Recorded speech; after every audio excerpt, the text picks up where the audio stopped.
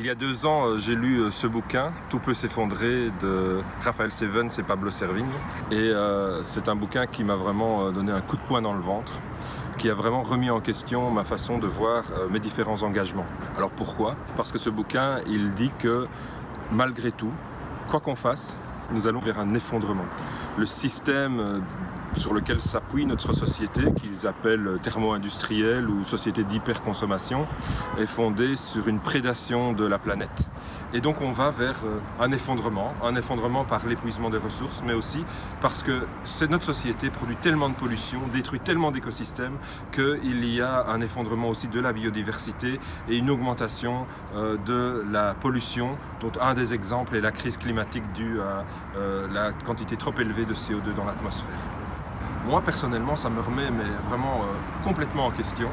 Je suis un militant environnementaliste depuis très longtemps. Quand j'étais gamin, avec mes parents, nous allions manifester contre le nucléaire. Et puis j'ai continué dans le mouvement étudiant, sans doute sur d'autres sujets, à être vraiment engagé, à croire que par notre revendication, nos manifestations, nous pouvions améliorer le monde. Et c'est ainsi qu'après mes études, je me suis engagé dans le mouvement environnementaliste et je travaille aujourd'hui comme éducateur à l'environnement dans une association d'éducation à l'environnement où, avec des adultes, mais surtout des enfants, on les équipe, on leur donne des compétences, des savoirs, des savoir-faire pour qu'ils soient capables de vivre plus en équilibre avec leur environnement.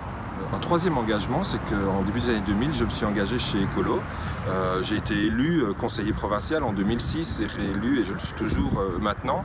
Mais donc quand on s'engage en politique, il y a une volonté de pouvoir transformer les choses, d'apporter des projets qui vont permettre de résoudre les crises, les difficultés que l'on rencontre. Aujourd'hui, le projet d'éducation à l'environnement comme un projet politique et environnementaliste ou écologiste, il doit préparer l'avenir. Donc cette campagne sera l'occasion d'aller à votre rencontre, d'aller à la rencontre des citoyens et des Namurois, des Namuroises qui aujourd'hui sont déjà engagés dans des initiatives de transition pour pouvoir à la fois les mettre en valeur mais leur demander en quoi une commune peut être soutenante par rapport aux projets qu'ils mènent déjà aujourd'hui. À bientôt.